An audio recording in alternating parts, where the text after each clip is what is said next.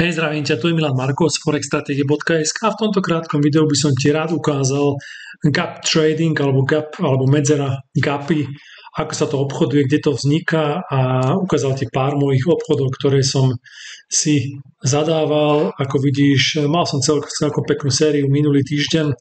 Normálne nedávam tak veľa obchodov, tu som iba jeden vystopol si.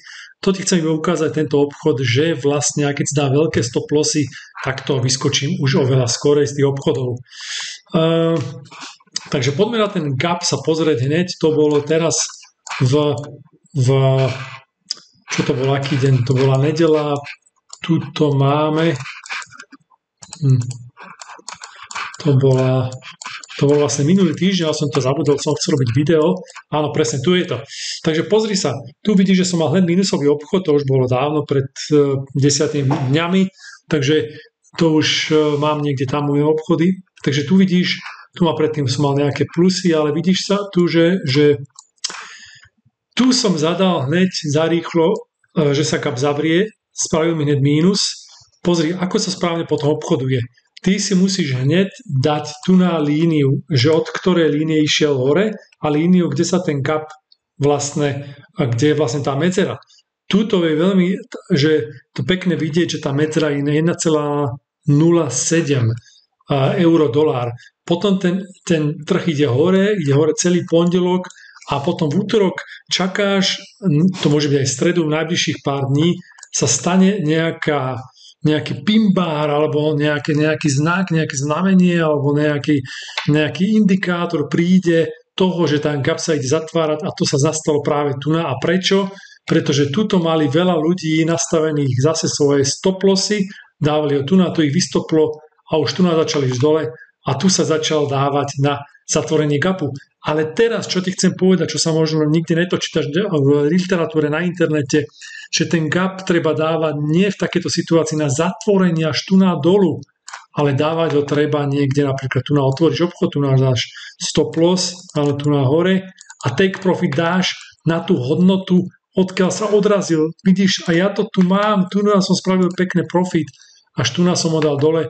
Neišiel som až na zatvorenie, pretože ako vidíme, ten gap sa zatvoril až oveľa neskôr, až dá sa povedať štvrtok sa zavrel za 4 dní. A to je dosť také klamlivé, že tu niektorí spravili tiež mínusy tradery a tu na to išlo dolu.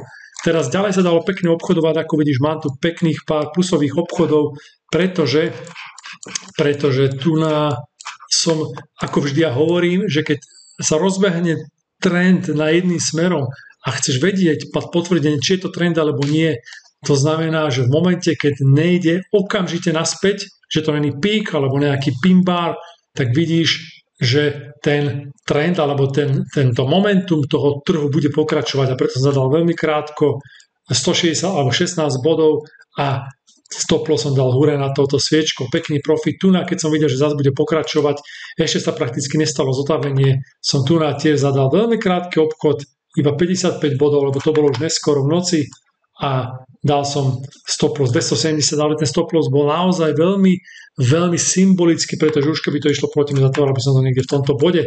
Takže keď mám niekedy veľmi krátke obchody a stop loss veľmi veľký, nie je to preto, že čakám do toho stop lossu. Áno. Ďalej, tu som zadával pekný obchod, áno, tu tiež išiel hore pomaly a videl som, že sa zadával tu nad touto sviečkou. Mimochodom, tu som mal ten stop loss tu hore, potom som ho dal nižšie, keď začali s mojím smerom. Áno, takisto aj tu takže vidíš, tu bolo pekných pár obchodov profitabilných a takisto aj tu som si počkal, keď tento obchod to bolo dnes, že ten obchod vyšiel hore, tu vystoplo veľa ľudí na tejto línie, môžeme si to ukázať. Tu na tejto línii vystoplo veľa ľudí.